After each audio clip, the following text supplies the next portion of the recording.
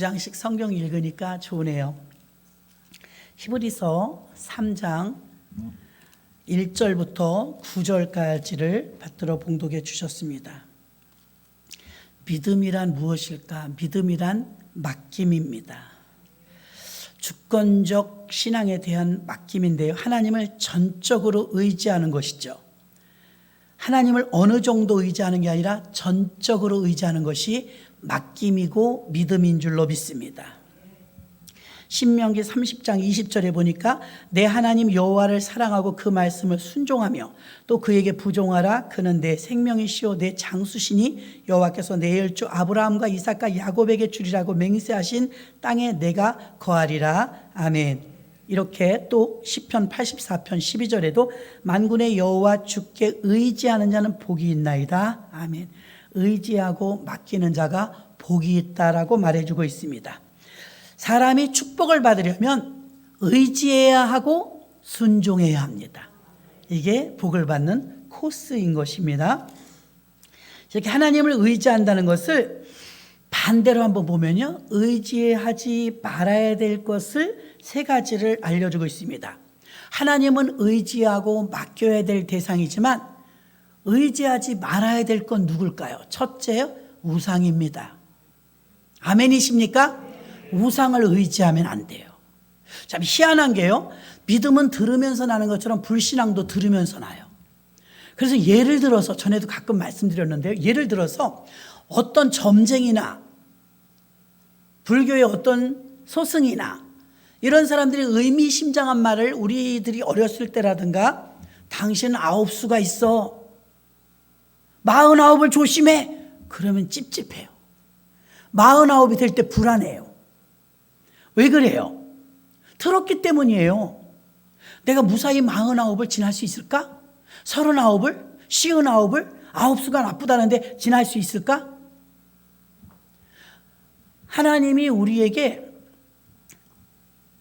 살인죄도 강도도 어떤 범법자라도 회개하면 용서해 주세요. 근데 회개해도 짚고 넘어가는 아픈 사연이 두 개가 있어요. 첫째, 하나님이 거의 용서해 주지 않는 것은 우상숭배예요. 선앙당이나 어디 가서 비나이다 해요. 자기를 낳아주신 부모님이 있는데 다른 사람한테서 부모님이라고 하면 어이가 없겠죠. 길러주고 먹여주고 낳아준 분이 부모님인데 다른 데 가서 부모님이라고 하는 건 똑같은 거예요. 우리를 이 땅에 내려보내주시고 우리에게 복 주신 분은 하나님이십니다. 근데 우상숭배는 다른 것에 절하는 거예요. 엉뚱한 아버지한테 절하는 거예요. 그러니까 아버지 하나님께서 내가 진짜 아버지인데 너희들은 어디다 절하느냐, 번지수를 잘못 찾아간 거죠. 우상숭배하는 걸 아주 싫어하십니다. 용서를 잘 안 해주세요. 살인죄도 회개하면 용서해 주시는데 우상숭배한 것은요, 뿌리 깊은 나무처럼요 대대로 흘러내려오는 가계의 저주죠. 성경은 너희가 하나님을 받아들이면 천대의 후손이 천대의 복을 받을 것이라고 말씀하셨고, 우상을 숭배하면 3, 4대가 저주를 받는다고 그랬는데, 아유, 천대에 비하면 3, 4대는 작은 거 아니냐? 3, 4대가 저주받으면 끊기는 거예요. 3, 4대까지 내려가는 건 저주받아봐요. 끊기죠. 그럼 우리 조상들은 어땠냐? 다 저주받을 자리에 있었죠. 예수 믿은 사람이 없었으니까요. 근데 그러다가 이제 선교사님들 통해서 복음이 들어왔거든요. 그러면 우리 선조를 생각하면 3, 4대 저주 속에 내가 들어있지만 놀라운 사실은 내가 예수님을 영접하고 제대로 예수를 믿으면 그 3, 4대가 종지부가 찍어집니다. 저주가 끊어져요. 이는 마치 제가 김씨인데 결혼해서 아이를 낳는데 우리 아이는 김씨가 아니에요. 그냥 박씨예요. 5을 낳든 6을 낳든 다 박씨예요. 근데 너무 이걸 자연스럽게 우리가 받아들이거든요. 마찬가지인 것입니다. 죄악이 끊어진다는 것은 이렇게 완전히 변환되는 것이죠. 변환. 그래서 이제 뭐 다음 달에 결혼할 청년도 있지만요, 이 청년과 이 아가씨와 결혼하잖아요. 사실은 그 아가씨를 여러분도 잘 모르고 우리도 잘 몰라요. 분명히 제가 단언컨대 5월 말쯤 되면 여기 앉아 계신 안수집사님, 아버님 그럴걸요? 이게 무슨 이상한 천수입니까? 알지도 못한 아가씨였는데. 근데 그게 너무나 당연해져요. 신분이 확 바뀌는 것이죠. 완전히 바뀌는 것입니다. 어떻게 알지도 못하는 분이었는데 얼마 전까지만 해도 아버님 이러냐 이거예요. 신분이 완전히 바뀌는 거예요. 예수를 믿으면 이렇게 우리의 인생이 3, 4대 저주가 내려가던 인생이 딱 끊어지고 바뀌는 거예요.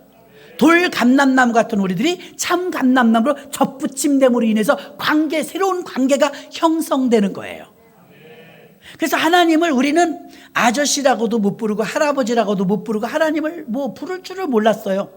근데 하나님을 믿게 되니까, 내가 예수를 믿게 되니까 예수님만 부를 수 있었던 고유의 언어 아버지가 예수님만 독생자니까 부를 수 있었잖아요. 근데 이제 우리가 그 예수를 믿으니까 자동으로 우리도 예수님만 부를 수 있는 그 아버지를 우리도 양자가 되므로 아버지라고 부르게 된 것입니다. 신분이 바뀐 거예요. 3, 4대 흐르는 저주. 제 예전에는 신앙이 어릴 땐 이게 안 풀어져서 힘들었어요. 우리 어머니 말을 들으니까, 우리 어머니는 시어머니니까 우리 할머니를 별로 좋지 않게 말하더라고요. 시어머니더라고, 생각해보니까. 그 저한테는 되게 좋은 할머니였거든요. 항상 선반에다 사과 같은 거 올려놓고 저 학교 갔다 오면 막 주고 끔찍이 이뻐하셨어요. 근데 우리 어머니 얘기 들으면 할머니가 나빠. 그 저한테는 할머니가 아주 좋았거든요. 자, 근데 보세요. 이 할머니가 저는 모르는 과거에 그 구술하거나 푸닥거리 하는 데 가면 이렇게 하는 분이었대요. 저는 못 봤어요. 어머니 말에 의하면 우리 할머니가 비나이다 그 우상 숭배하는 데 가서 옆에서 끼웃끼웃하면서 이렇게 거들었던 분이래요. 무당은 아니지만. 그러면 만약에 그렇게 우상 숭배하는 데서 끼웃거렸다면 우리 할머니부터 3, 4대가 저주 속에 저도 들어가는 거예요. 그래서 제가 헷갈렸어요. 아무리 내가 노력해도 그러면 안 되는 거잖아. 성경은 변함이 없으니까 3, 4대 저주가 그러면 나도잖아. 나도. 내가 예수 믿으면 자식들은 괜찮을지 모르지만 나까지는 아슬아슬하잖아. 우리 자식까지도 아슬아슬하잖아. 이렇게 신앙이 어릴 땐 여기서 힘들었었어요. 어릴 때는 3, 4대 속에 자유하지 못했어요. 말씀이 써 있으니까.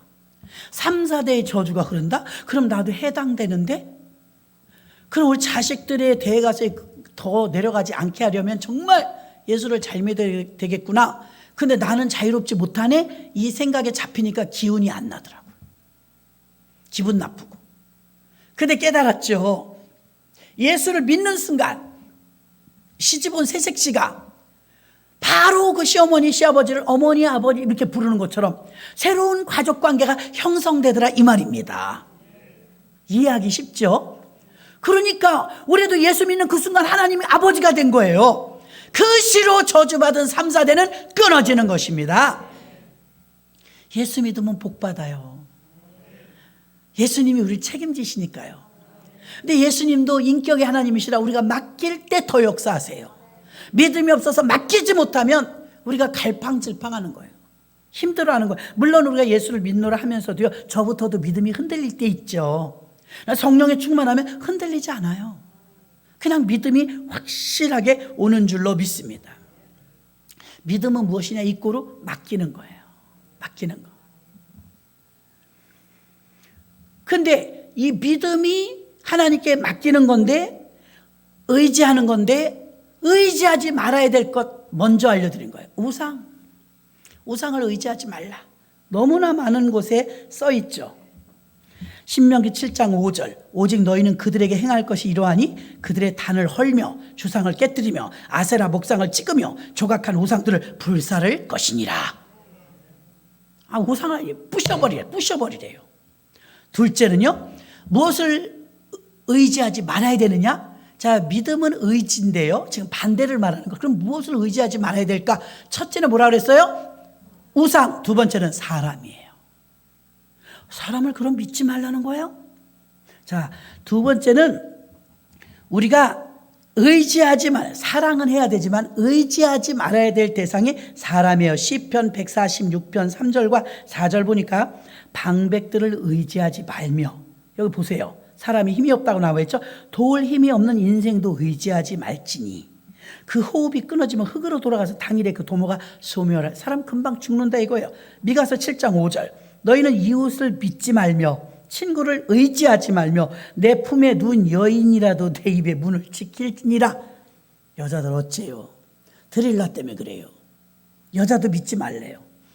오늘 3.1절이니까 여러분에게도 제가 영상을 보내드린 것 같아요. 천주교에선 고해성사가 있잖아요. 그런 거 하시면 안 돼요. 천주교에서 고해성사를 하잖아요. 안중근 씨의 형인가? 사촌이 그거 이제 일본군 죽였다는 그거 때문에 고해성사를 한 거예요. 고해성사나 변호사나 의사는 지켜야 될 의무가 있어요. 비밀 유지. 비밀 유지가 이게. 그래서 옛날에 보면 이영자 씨가 뭐 살 빼느라고 뭐 지방을 어쨌네 저쨌네 시끄러웠죠. 그게 왜 시끄럽냐면요. 지켜야 될 고지 의무요. 비밀 유지요. 의사의 그거는 자기네들이 선설했거든요. 근데 유포했잖아요. 이영자 씨 내가 수술했다고. 그건 잡혀가야 돼요. 비밀 지켜야 되는 거거든요. 근데 고해성사도 마찬가지예요. 천주교 신부가 그거 지켜줘야 돼요. 근데 안 지켜주고 오히려 고자질했어요. 일본에 우리 독립운동하는 사람을 고자질했어요. 그래서 104명이 잡혔대요. 고자질 하나 때문에. 민족 대표 33명 가운데 천주교인이 한 명도 없는 것과 연관이 없지 않다는 거죠. 모르던 사실을 아니까 부하가 나더라고요. 도와주지는 못할 망정. 사람은요, 사람을 의지하면 반드시 실망해요. 하나님께서는요, 사람은 사랑하라고 그랬지 의지하라고 하지 않았어요. 부부싸움은 왜 해요? 서로 의지해서, 서로 독점하려고. 사랑하라고 붙여주신 상대지 너무 남편만 의지하고 너무 아내만 의지하는 거 하나님이 기뻐하시지 않아요. 하나님만 의지하십시오. 아내도 남편도 자식도 부모도 다 사랑해야 될 상대예요. 너무 연약하거든요. 그래서 의지하지, 하나님의 우리가 믿음은 맡김인데 믿음은 의지인데 그 반대로 우리가 조심해야 될 거 먼저 알려드리는 거예요. 그럼 누구를 의지하냐? 하나님을 의지하는데 의지하지 말아야 될 것은 그럼 무엇이냐? 첫째 우상, 두 번째 뭐라고요? 사람, 세 번째 물질. 돈 의지하지 마세요. 목사님 무슨 말씀을 그렇게 하세요? 통장에 돈이 든든하면 얼마나 재밌는데요. 그 다음에 사람이 다 우스워 보여요. 사람이 존귀해 보이지 않아요. 돈이 존귀해 보이지. 아까 가다 어떤 분이 얘기해서 웃었어요. 로또 복권 당첨됐대. 27억인가. 좋아할 거 없어요. 근데 어떤 문자가 와가지고 번호를 준다는 거예요. 그런 거 있어요? 번호를 줬대. 돈도 결제했고 내 복권이잖아요. 그 종이 복권을 받아야 되는데 안 받은 거예요. 그런 경우가 다 있어요. 사지 마십시오. 비트코인도 하지 마십시오. 주식도 하지 마십시오. 개도 하지 마십시오. 가끔 말할 겁니다. 근데 믿진 않았지만 하나 사놓으니까 일주일은 희망이 들떠요. 두두두두두두 몇 조에 몇 됐대. 미칠 것 같더래. 1등. 돈 타러 갔대요. 다 자랑하고. 안 주더래. 그거 왜 안 주냐 그러니까 복권을 갖고 오라고 그러더래. 여기 있잖냐. 내가 결제도 했고 복권 샀다. 이건 복권 번호를 점지해 주는 거고 그 복권 번호를 사갖고 와야 되는 거래. 내가 돈을 결제했다니까. 번호 뽑아주는 값낸 거래. 이 번호가 당첨될 확률이 높습니다. 그리고 몇 개 뽑아주는 게 있대요. 돈도 결제했대. 그게 복권 값인 줄 알았대 자기는. 이 사람도 심빙이야. 저는 더 모르지만 이게 복권 번호가 나왔는데 이게 복권인지 한 거야. 뭐 여기 핸드폰에 다 들어있으니까 꼼짝마다 싶어갖고 사신 분들 실실 웃으셔. 알아가지고. 저희는 몰라요 그런 거를. 그런데 복권번호를 뽑아준다네요, 그 기계가. 근데 그거 사는 돈이 얼마가 있나 봐요. 근데 그걸 샀으면 그 번호가 다 어느 동네로 팔리는지를 다 아나 봐요. 그 어느 복권방 지나가다 보면 1등 3번 당첨됐으면 막 써놨잖아요. 어떻게 알지 그랬는데, 분배할 때 이게 몇 조부터 몇 조까지는 어디로 가고 다 나온대요. 그러니까 번호를 알면 가서 사면 되는 건데, 이 사람은 안 사고 산 줄 안 거예요. 그리고 꼼짝없이 번호가 자기 이제 핸드폰에 들어있고 결제한 거 있으니까, 만약에 당첨되면 이거 가지고 은행 가면 된 줄 알고 다 자랑하고 나서 27억 벌어갖고 은행 갔더니 꽝이야. 나 돈 냈다 그러니까 그거는 그 회사에 낸 거다. 복권 잘 당첨될 확률이 높은 번호를 뽑아준 값이다. 거봐, 저도 몰랐어요. 그래갖고요, 그게 당신이라면 어쩌겠어요. 여러분, 당신 1등 됐어. 돈도 결제했어. 그 종이 복권 없다고? 아니래. 무효래. 이평화 권사님 기분 좋을까요? 백선희 집사님 미치고 팔짝 뛰겠죠. 그래갖고 바다로 갔대. 바다에 가서 소리를 분해서, 안 샀으면 그 속을 안 썩었을 텐데 그걸 산 바람에 27억이 왔다 갔다 하니 얼마나 약오르겠어요. 그래서 소용없어. 잘 몰라갖고 못 산 거니까요. 물질은요, 우리를 속여요. 약 올려요. 물질은 있다가도 없고 없다가도 있는 건데 후 날아가면 끝이에요. 그러니까 내게 돈은 돈다고 돈이래요. 돌고 돌다 누구한테 가서 확 올지 몰라요. 근데 여러분한테 도착했을 때 잘 쓰세요. 아멘? 여러분한테 도착했을 때 잘 쓰시기 바랍니다. 나 조금 도착하면 진짜 잘 쓰려고 무지 노력해요. 왜? 안 주실까 봐. 잘 써야 또 주시잖아요. 근데 어떤 사람은요, 어쩌다 한번 자기한테 돈이 날라왔네? 어라? 교회에서 안 보여. 빵집 하던 집사님이 있었는데, 저 일산에 있는데, 그렇게 팔이 날리대. 근데 빚이 뭐 산더미처럼 늘어나니까 자기네 목사님한테 정말 큰일 났다고. 이러다니 이제 쪽박차게 생겼다고. 우리 가게가 너무 안 된다고. 목사님이 기도하다 보니까 너무 불쌍하더래요. 그래서 성도들하고 와서 정말 깊이 기도를 해드렸대. 하나님, 이 사업장에 다시 프리릿하게 일어나게 해주세요. 어찌면 좋습니까, 하나님? 이거 큰일 났습니다. 문 닫게 생겼습니다. 기도를 했대. 정말 가게가 잘 되더래요. 나중에 중간에 지나가다 들렀는데 줄 서서 빵을 사더래. 대박 난 거예요. 와, 그래갖고 막 장사가 얼마나 잘 되는지 막 땀을 뻘뻘, 힘든데도 신나가지고 힘든 줄을 모르겠더래. 근데 불행은 여기서부터 시작됐어요. 교회를 못 나와. 왜요? 믿음이 없어져서요? 아니, 바빠서. 너무하나 한 달, 2달, 6개월을 안 오길래 목사님이 찾아갔대. 집사님, 어찌하여 이렇게 주일 성수를 못 하십니까? 제가 불안해 죽겠습니다. 이런 옷을 어떻게 하면 좋습니까? 알바를 쓰시더라도 주의를 지키셔야죠. 그랬더니, 목사님 보시면 몰라요. 내가 놀면서 안 가요? 발바닥에 불이 나도 힘들어 죽겠어요. 얼마나 바쁜지 아세요? 목사님 너무하세요. 내 사정 모르세요. 그러더니 목사님 다 듣고 있다가, 집사님, 그럼 팔이 날리면 되겠어요? 다시 예전처럼 팔이 날리게 기도할까요? 아니에요. 그러더랍니다. 그 사람은 자기한테 이제 딱 돈이 돌다 왔어. 어라, 신났네. 돈을 막 의지하는 거야. 돈에 힘이 생기는 거야. 막 펑펑 사는 거야. 막 예전에는 막 10,000원짜리 하나 살라고 그래도 이리 재고 저리 재고 하던 사람이 그거 얼마예요? 20만 원 줘요. 막 이래 돼 버린 거예요. 여러분, 이 돈은 또 돌아. 이 돈은 또 돌아요. 미안하지만. 근데 여러분에게 이 돈이 돌다가 도착할 때가 있어요. 평생에 한 번도 없진 않아요. 절대로요. 그때는 여러분이 각오를 하셔야 돼요. 아, 그렇게 바쁘면 내가 교회를 안 가겠습니다. 그러면 안 돼요. 아무리 바빠도 원종수 권사님처럼 주님께 예배하는 일과 하나님과 기도하는 시간 내가 놓치지 않겠나이다. 이 사람이 지혜로운 사람인 줄로 믿습니다. 시편 62편 10절 보니까 포악을 의지하지 말며 탈취한 것으로 허망해지지 말며 재물이 늘어도 거기 치심치 마음을 거기다 두지 말지니라.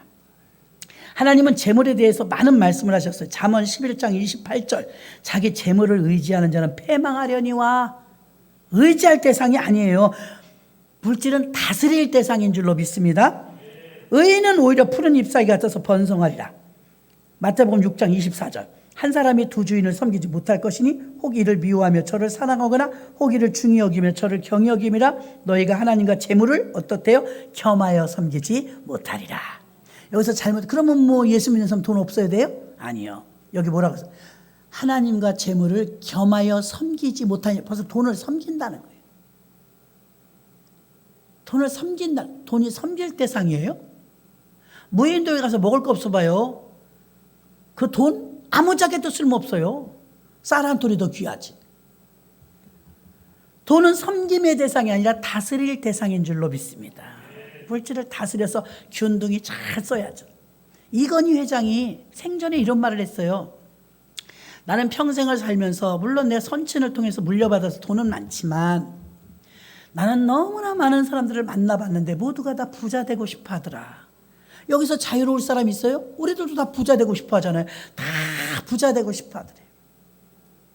근데 그 많은 사람을 만나봤지만 부자 되고 싶어 하는 사람은 그렇게 많은데 부자가 어떻게 사는지는 관심 없더라. 나는 그 사람 예수 믿는 사람이 아닌데도요, 부자는 달라요. 부자는 달라. 부자가 어떻게 사는가를 배울 생각을 해라. 부자가 되려고 하지 말고 부자가 어떻게 사는가. 정말 정통한 부자들은요, 연예인들 중에서도요, 하나님의 거룩한 영광을 위해서 쓰임받는 많은 그 션 부부 같은 그런 집들, 무슨 시내다? 뭐죠? 이름. 그런 부부들 보면 정말 옳은 일에, 거룩한 일에 귀하게 쓰임받는 분들이 의외로 많아요. 그분들이 돈이 없겠어요? 어디가 사진 한 장만 같이 찍어 돈이 얼만데요? 굉장히 검소합니다. 제가 조금 충격을 받았던 건 제 집사 때 여전도의 총무였는데 총무가 이제 열심히 지나치니까 회장이 귀찮아. 왜? 너무 일을 만드니까. 저는 일을 만드니까. 그러니까 회장님이 귀찮다 하면서도 사랑해 주셨어요. 권사님인데. 근데 그 권사님은 인천시 시의원 남편이 장로님인데요. 시의원. 부평 역사, 석바위 역사, 주안역 역사를 지은 대학개발 사장님이에요. 건설회사 사장님이에요. 우리 교회 장로님이. 근데 그 부인이 인물도 좋고 교양도 있고 학벌도 좋은 그 권사님이 우리 회장님이었어요. 근데 그분은 일을 막 만드는 분이 아니에요. 좀 편하게 있으려고 그러는데 제가 젊으니까 막 일을 만들어요. 그럼 또 잘했다고요? 사슴목장도 있고 별장도 있고 하니까요. 신방 한 달 열심히 다니면 우리들 데리고 또 사슴목장 데리고 가. 맛있는 것도 사주시고. 근데 이제 당신의 집을 자주 방문해. 회장이니까, 전 총무니까 갈 일이 좀 있어요. 우리는 만수동 살고 그분은 동인천 살았어요. 갔다 제가 놀랬잖아요. 집도 으리으리하고 돈도 많은 집이에요. 대대로 부자의 그 집도. 갔는데 밥 먹자 해서 밥을 먹는데 반찬 딱 3찬. 반찬 3찬. 그리고 그 장로님이 시의원이면서 사장님이시거든요. 근데 급습해서 들어가니까 우리 정섭이가 5살, 4살 때 데리고 다니니까 맨날 데리고 다니. 제 주머니에다 5,000원씩 넣어주시고 그랬어요. 그 장로님이. 신방 어린 게 다 따라다닌다고. 그러면 역사 건물로 가면 서울 부페 웨딩홀을 그 집 아들이 해요. 부평 역사 꼭대기층에 있는. 우리 총회 목사님들 막 부페 한 번씩 대접하고. 멋있어요. 멋있어. 그런데 그렇게 제가 볼 때는 좀 우러러 보이는 장로님이라고 생각을 했는데 아이 데리고 신방 끝나고 야 우리 집 들러서 커피 한잔하고 가자 그래갖고선 들렀더니 들어갔더니 양말 개고 있는 거야. 누가요? 시의원님이. 직원이 그렇게 많은 사장님이 여보 당신 늦을 줄 알고 내가 빨래 개고 있는데 소파에다 빨래 잔뜩 갖다 놓고 양말 개고 수건 개고 있는데 너무 충격이었던 거예요. 제가 아는 남자분들은요 잘난 척 많이 하세요. 이런 건 여자가 하는 거지 남자가 하는 게 아니야. 이러거든요. 근데 그분은요, 제가 볼 때는 훌륭했어요. 근데도 집에서 그렇게 건실하시대요. 근데 사람들은 그 이건희 회장이 말한 것과 똑같아요. 내가 만난 모든 사람들은 다 부자가 되고 싶어 하더라. 그리고 이렇게 물어본대요. 회장님, 어떻게 해야 부자가 돼요? 나 부자 되고 싶어요. 그런 소리는 너무 많이 들었는데 부자는 어떻게 살아요는 한 명도 안 물어보더래요. 부자는 어떻게 살아요? 부자들 보세요.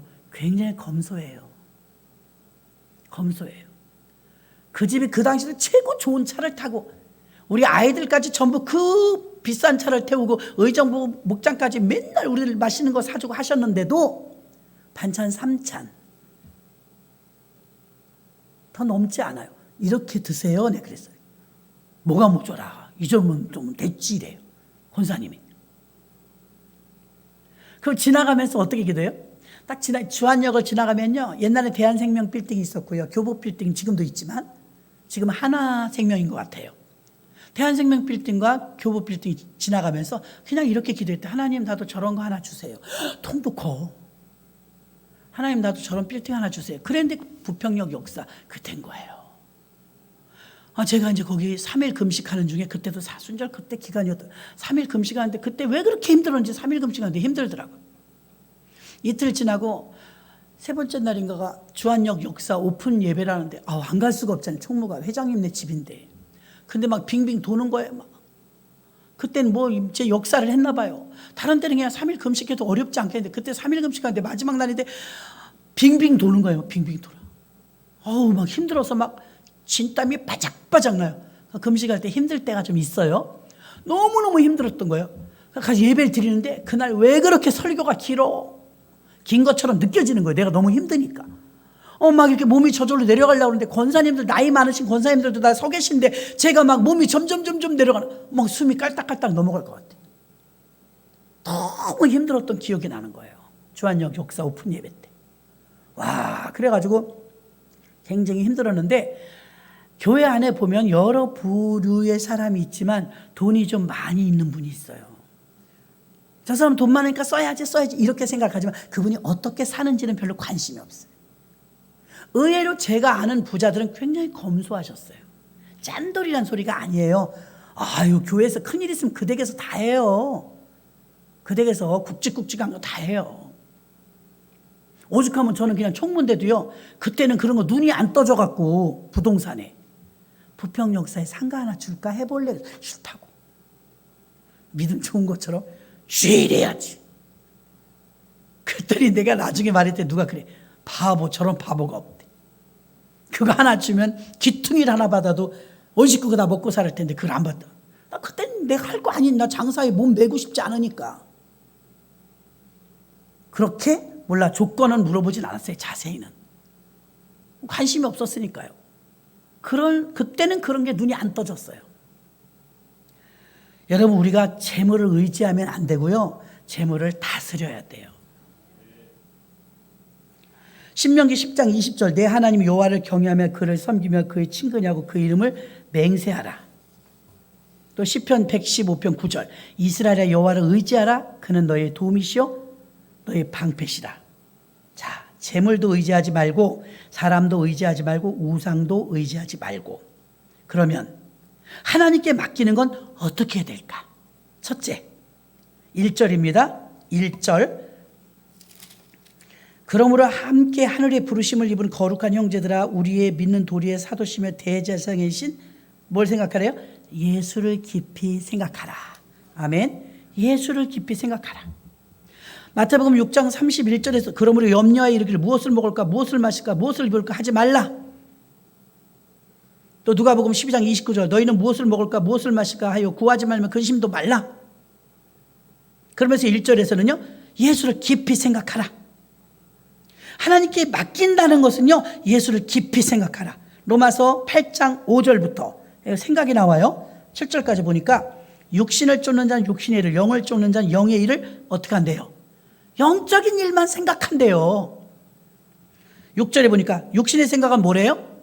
죽음이에요. 죽음. 육신의 생각은 7절에 보니까 육신의 생각은 하나님과 원수가 되나니 이는 하나님의 법에 굴복지 아니할 뿐 아니라 할 수도 없습니다. 육신의 생각은 사망으로 데리고 간대요. 영의 생각은 생명으로 데리고 간대요. 그럼 무슨 생각을 해야 돼? 영의 일을 생각하라 이 말입니다. 예수님을 깊이 생각하라고 1절에 말하고 있습니다. 예수님을 깊이 생각하라. 은혜가 임하려면요, 자꾸 예수님 생각만 하게 되고 교회 생각만 하게 되고 사역 생각만 하게 되고 영혼 구원 생각만 나요. 제가 예전에 아이를 기를 때 오늘 새벽에 오신 분들은 들었잖아요. 눈 조금 찢어진 것 때문에 수술하는데 내가 아픈 게 낫다고 그랬잖아요.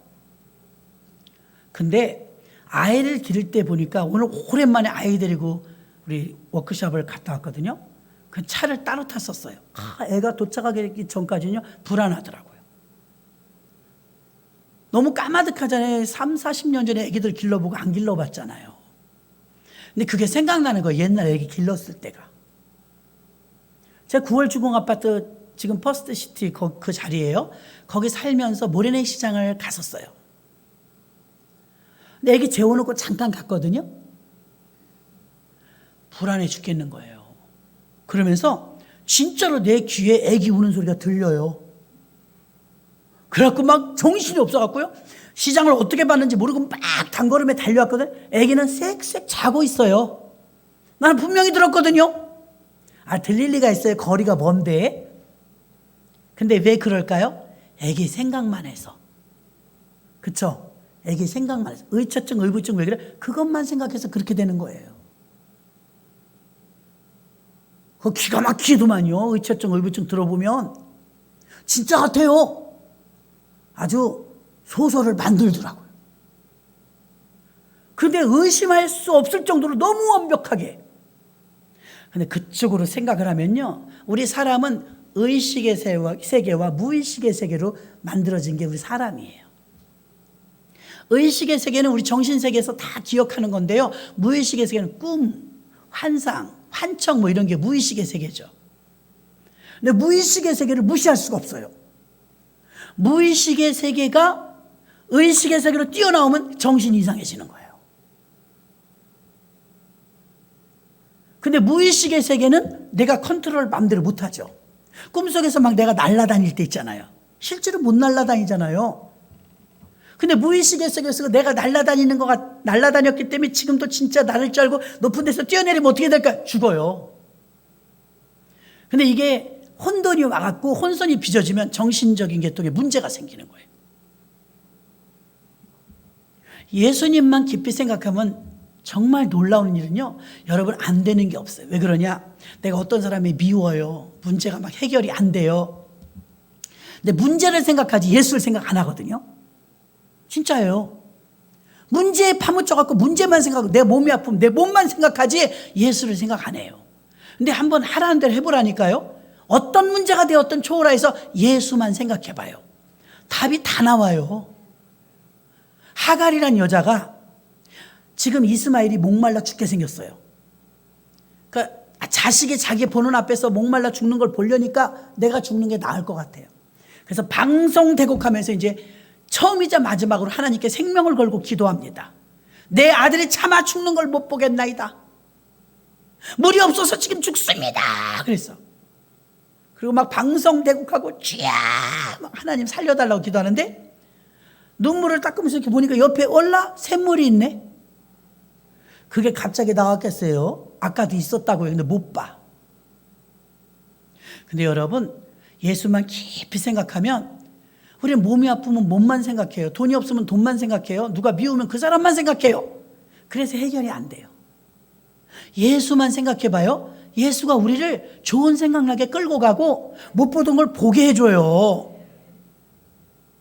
예수만 생각하면 하나님의 나를 끌고 가셔갖고요. 아까 우리가 성경에 읽었잖아요. 아니 고넬료하고 베드로하고 만나는 장면이 오늘 읽었잖아요. 둘이 아는 사람이 아니에요. 약속한 적도 없어요. 근데 누가 조인해줬어요? 성령님이. 기도 시간이 기도했대잖아요. 고넬료대로, 베드로는 베드로대로 주님만 생각하는 거예요. 그러니까 둘이 하나님이 조인을 해주는 거예요. 모르는 사람인데 만나는 거예요. 이탈리아 사람은 어떻게 알아요? 유대인이. 믿습니까? 예수를 한번 생각해 봐요. 예수를. 너무 이렇게 멀어 보이지 않으니까. 근데 예수를 깊이 묵상하고 예수만 생각하면 예수가 우리를 좋은 생각으로 이끌고 가시는 줄로 믿습니다. 육신의 생각은 육신의 일을, 영을 생각하면 영을 쫓고 영의 생각은 생명이고 육신의 생각은 사망이라고 그랬습니다. 자, 그래서 하나님께 맡기려면 예수를 깊이 생각해야 되고요. 또 하나님께 맡기려면 두 번째는요, 2절부터 4절입니다. 저가 자기를 세우신 이에게 충성하시기를 모세가 하나님의 온 집으로 한 것과 같으니 저는 모세보다 더욱 영광을 받을 만한 것이 마치 집 지은 자가 그 집보다 더욱 존귀함 같으니라.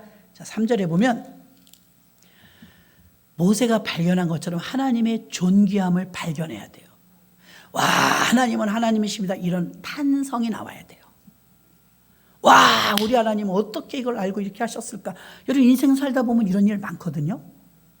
하나님의 존귀함을 발견해야 돼요. 하나님이 그냥 우리 아버지, 옛날에 우리 돌아가신 아버지랑 똑같다 이렇게 생각하면 안 되고요.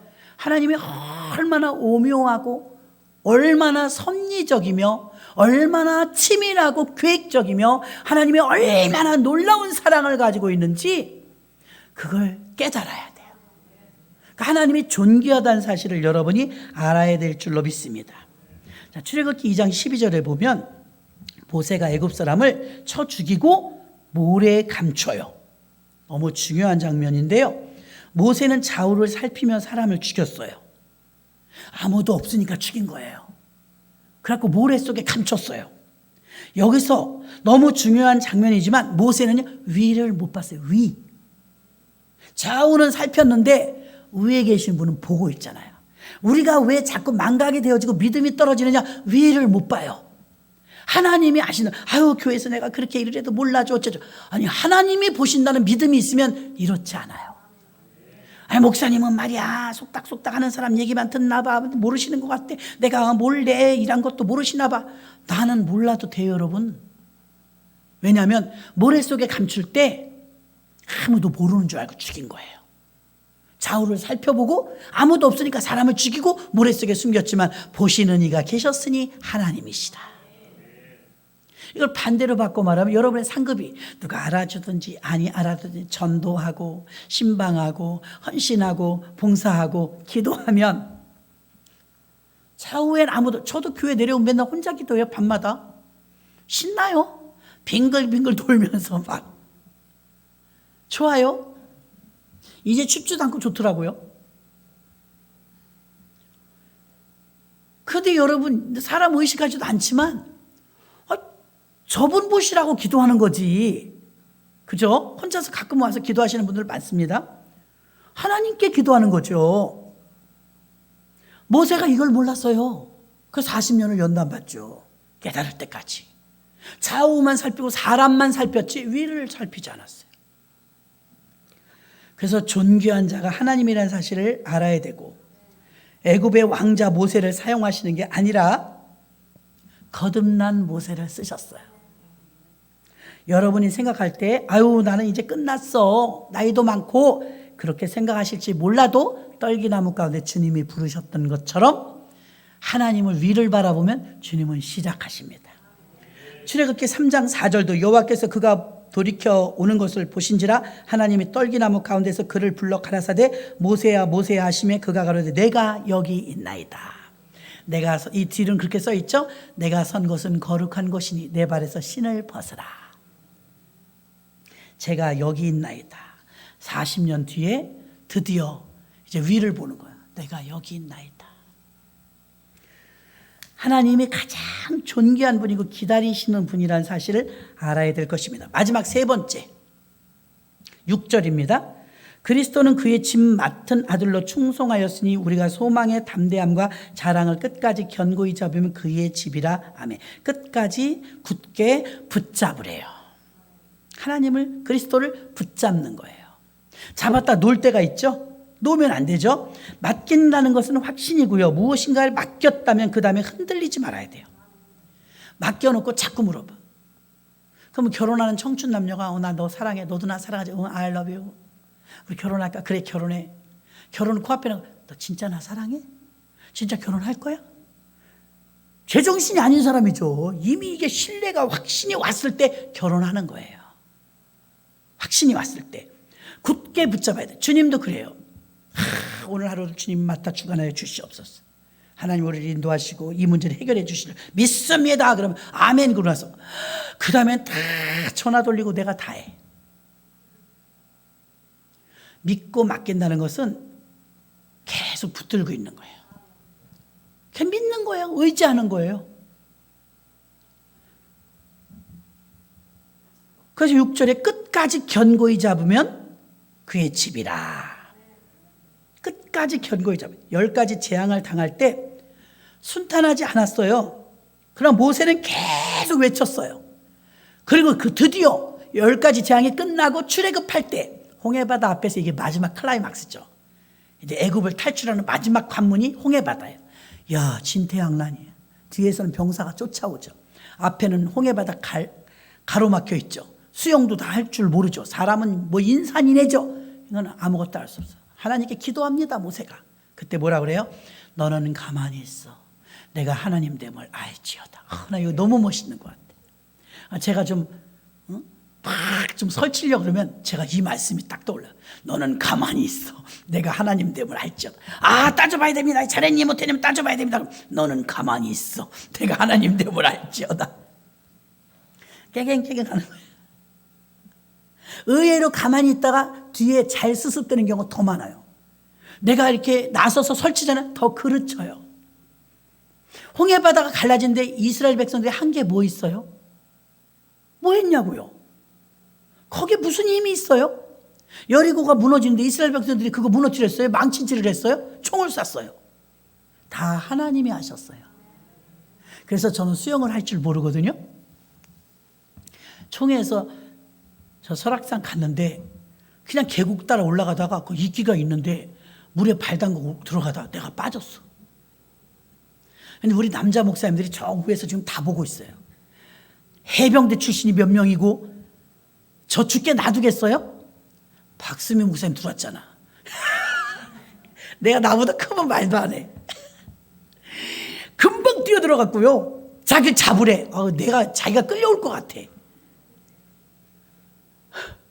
그래도 자기 딴에는 이제 이게 너무 긴박한 상황이에요. 내가 그래 쭉 미끄러워. 그 바위가 미끄러워갖고요. 뭐 계곡이 어떤 계곡이었더라. 거기 어쨌든 가기 싫어 그냥.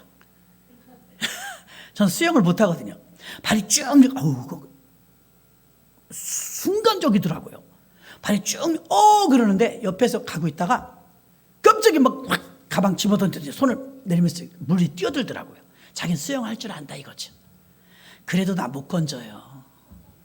같이 들어갔잖아 물속에. 같이 들어갔는데 이제 위에 있는 해병대 출신 목사님들이 딱 벗었대. 우통 벗고 들어가려고 딱 하는데 우리가 삑 스드래. 물에 빠졌는데 둘이 막 때려갈 참인데 남자들이 이제 들으려고 막 하는데 제가 발이 이렇게 쫙 하다가 턱 걸린 거예요. 걸렸으니 망정이지. 그 돌멩이가 그래도 밑에서요 걸리는 부분이 있었던 거예요. 걸려서 둘 다 생지가 돼서 나왔는데 기어 나왔는데 옆에 있는 목사님들 모르는 분도 있어. 근데 위에서 보신 분들은 다 알더라고요. 목사님 오늘 순교할 뻔했잖아요. 그래도 박수미 목사님 금방 뛰어들던데 사실 수영할 줄 안다고. 저거 못 봤냐고. 들어가지 말라고. 물이 깊으니 들어가죠. 엄청 깊대요. 죽을 뻔했잖아요. 제가 죽을 거라고 생각은 1도 없었어요. 아무리 거기서 내가 빠진다고 죽겠나. 이렇게 사람이 많은데 그랬지만 순간적으로 가장 빨리 뛰어든 건 박수미 목사님. 거기서 우리가 계속 미끄러져 내려갔으면 꼬리 좀 우스울 뻔했죠. 이거 할 뻔했잖아요. 그랬으면 얼마나 웃기겠어요. 물고기가 막 입에서 나오고 그러잖아요. 드라마에 보면. 남자 목사들이 그 다음부터 놀리는 거예요. 물가에 가까이 가지 마세요 목사님. 수영도 못 하신다면서. 너무 웃기죠. 이게 여러분 우리가 맡긴다는 게 그 물이 있다는 게 아무것도 할 수 있는 게 없어요. 힘이 없어요. 하나님은 하나님이 하나님됨을 존귀함을 알고 10가지 재앙 가운데서도 그냥 지팡이를 들고 바다를 가리켰을 때 홍해바다가 쫙 밤새도록 갈라진 줄로 믿습니다. 그러면서 이제 출애굽기 15장 11절부터 보면 찬양하고 노래하죠. 잘 무사히 건너왔기 때문에. 그래서 오늘 6절 마지막 절에 소망과 확신과 자랑을 끝까지 굳게 잡고 그래서 끝까지 굳게 잡으라는데 소망을 잡고 확신을 잡고 예수님을 자랑하는 자가 되어야 될 줄로 믿습니다. 골로새서 1장 27절에 하나님이 그들로 하여금 이 비밀의 영광이 이방인 가운데 어떻게 풍성한 것을 알게 하려 하심이라. 이 비밀은 너희 안에 계신 그리스도니 영광의 소망이니라. 예수가 소망이래요. 또 에베소서 3장 12절에 보니까 우리가 그 안에서 그를 믿음으로 말미암아 담대함과 하나님께 당당히 나아감을 얻었느니라. 아멘. 그를 믿음으로, 예수님에 대한 믿음이 있죠. 또 예수님에 대한 자랑도 나옵니다. 갈라디아서 6장 14절 그러나 내게는 우리 주 예수 그리스도의 십자가 외에 결코 자랑할 것이 없으니 그리스도로 말미암아 세상이 나를 대하여 십자가에 못 박히고 내가 또한 세상을 대하여 그러하리라. 아멘. 십자가를 자랑했대요. 말씀을 정리합니다. 맡긴다는 것에 대한 믿음은요, 의지하는 것인데 의지하는 것에 대한 반대, 의지하지 말아야 될 것. 첫 번째 뭐라고요? 우상. 두 번째는요, 사람. 세 번째는요, 물질.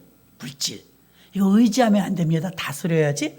그 다음 우리가 믿음으로 맡길 때 의지해야 되는데요. 믿음으로 맡긴다는 건 무엇일까? 의지하는 것이고, 믿음으로 맡긴다는 것은 첫째가 예수를 깊이 생각해야 돼. 예수만 생각하는 거예요. 의처증, 의불증 생각이 아니라 예수만 생각, 돈 생각이 아니라 예수만 생각하면 의외로 다른 일들도 풀립니다. 그 다음에 예수님이, 하나님이 얼마나 존귀한 분인 줄 알아야 돼요. 놀랍도록 존귀한 분. 세 번째는요, 굳게 잡되 끝까지 붙잡으시기를 주의 이름으로 축원합니다. 내 상황은 지금 비록 좋지 않다 할지라도 끝까지 붙잡으시면 그 붙잡은 믿음대로 이루어 주시는 줄 믿습니다. 성경에 이렇게 말했지 않습니까? 불의한 재판관을 볼 때 재판관이 그거 해결해 주고 싶지 않았어요. 귀찮아서. 근데 이 과부가 매일 와서 귀찮게 하는 거예요. 아는 사람도 아닌데 맨날 청탁을, 아유 도와주세요, 우리 큰일 났습니다, 도와주세요. 그러니까 이 재판관이 뭐라 그래요? 번거롭게 한다 저 여자가. 야, 사건 좀 가져와 봐라. 해결해 주잖아요. 불의한 재판관이라 할지라도 자꾸 강청하면 도와줄진데 하물며 하늘에 계신 너희 아버지가 사랑하는 자들에게 기도 제목을 들어주시지 않겠느냐 하신 줄로 믿습니다. 시편 37편 5절과 6절에 보니까 너희 길을 여호와께 맡기라. 저를 의지하면 저가 이루시고 내 의를 빛같이 나타내시며 내 공의를 정오의 빛같이 하시리로다. 아멘. 너희 길을 여호와께 맡기라. 저를 의지하면 저가 이루시고 했습니다. 오늘 말씀은 간단한 것 같지만 우리의 인생의 노정기를 삼으면 좋습니다. 절대 의지하지 말아야 될 것. 우상숭배, 사람. 난 성도님들 들어보면 당했을 때 꼭 사람한테 당해요. 그렇죠? 돈에 쏟고 꼭 될 줄 알았는데 요즘엔 청년들이 참 힘들어요. 목사님 이러고 저러고 그래서 어떻게 됐냐니까 몇천 날렸어요. 이런 벌어도 시원찮은데 그걸 날렸단 말이야. 뭘 했길래 그래? 비트코인 했어 그랬더니 하는 소리. 목사님 맨날 말씀하시는 그런 거죠 뭐. 이래요. 여러분, 돈을 의지하니까 돈 따라가다가 돈 때문에 지금 우리 영끌한 청년들이 얼마나 힘든지 아세요? 돈 의지했다가. 그래도 그렇지 돈 의지 안 하고 살 수 있나요? 예. 그게 여러분이 마음에 안 와닿아서 그런데요. 인생을 살다 보면 그래요. 의지할 대상이 아니에요. 돈을 다스릴 대상이에요. 자, 우주 만물을 6일 동안 창조하시고 마지막 만든 게 사람이에요. 그리고 마지막 작품인 인간에게 하나님이 다 가지라고. 땅에 충만하라, 번성하라, 다스리라. 다스릴 권세, 그 속에 돈도 들어있고 집도 들어있고 차도 들어있고 다 들어있어요. 근데 쩔쩔매고 끌려다니잖아요. 왜? 다스리라는데 끌려다녀요. 월급이 100만 원이라도 돈에 끌려다니지 마세요. 와서 닿지는 않는 것 같아요. 목사님 한 500이나 1000원 벌어야 그래도 내가 안 끌려다니지. 1000만 원씩만 내가 한 달에 벌면 안 끌려다닐 것 같아. 그러죠? 1000만 원 벌면 2000만 원 벌어야 안 끌려다닐 것 같아요. 끝이 없어요. 그게 마귀 수법이에요.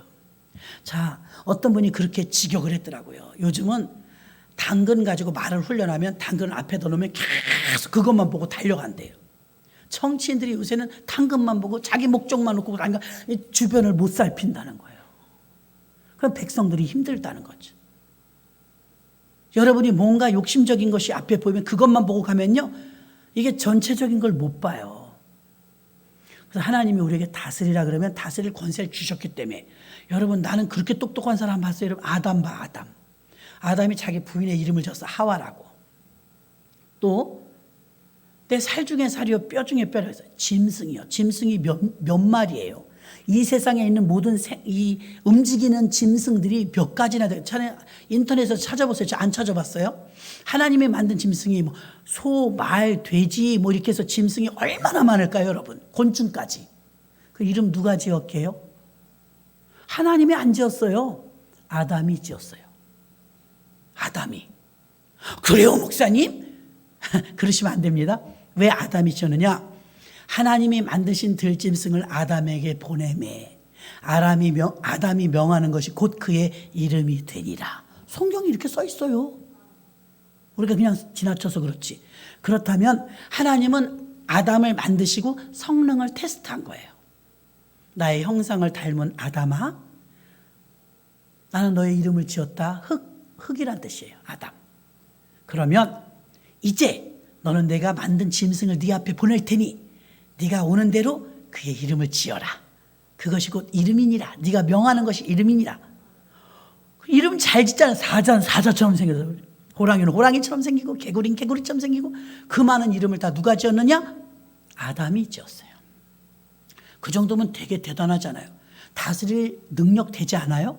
그런 매장량이 우리 내장되어 있는 게 그만큼 무궁무진하다는 거예요. 근데 우리가 그걸 활용하지 못하고 있는 것이죠. 다 활용하셔서 하나님이 주시는 그 모든 능력을 쓰시고, 우상 의지하면 안 됩니다. 사람도 사랑만 하십시오. 의지하면 안 됩니다. 또 물질 의지하면 웃겨집니다. 사람이 취해집니다. 물질도 다스리시고, 사람은 사랑하시고, 우상은 멀리 하셔야 됩니다.